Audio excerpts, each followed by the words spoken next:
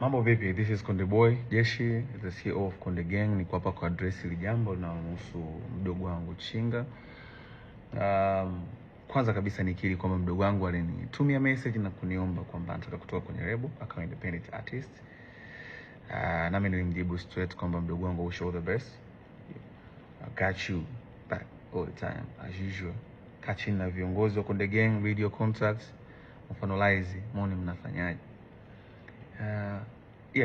Contract inasema endapo atataka kuterminate na ku-own master, kununua ku-own master. Nikisema master namaanisha catalog, the whole entire catalog.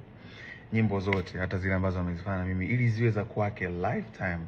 Hizo zinaingiza pesa kwake lifetime. Inatokea alipie kuzinunua hicho kiasi cha pesa kilichotajwa kwenye mkataba ambao mdogo wangu alisign 4 years ago na kampuni ya Konde Music.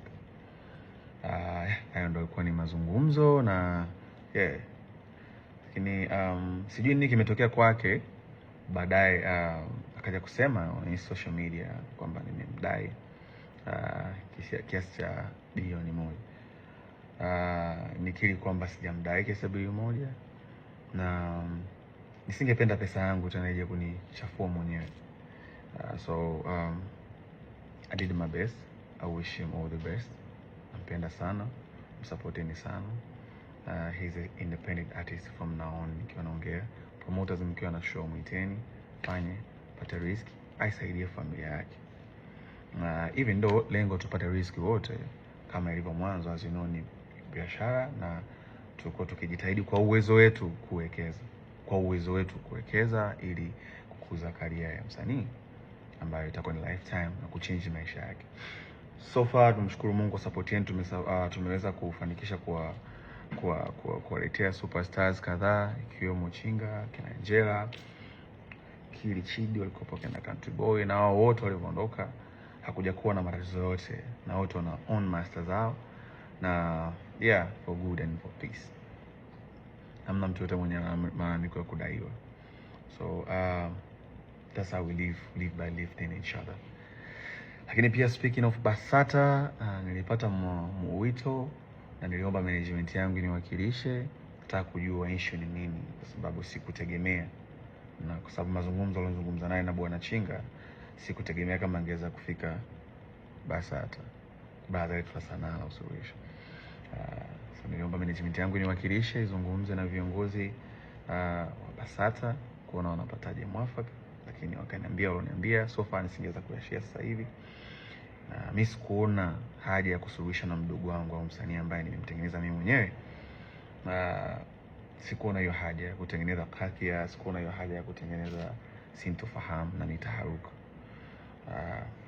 So as I said, my decision kuhusu aende akafanya muziki wake na make sure mnamsupport pia.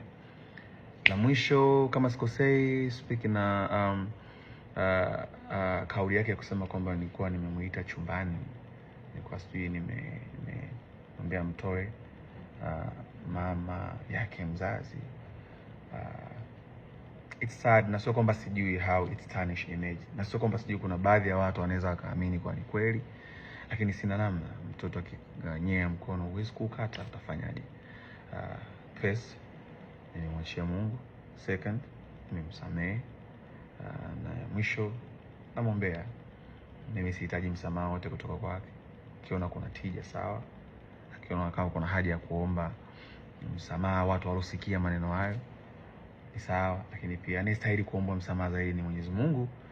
Kwa ikimpendeza basi kwa wakati wake inshallah aseme sana, aongee na Mungu wake kwa moyo wake wa dhati kabisa.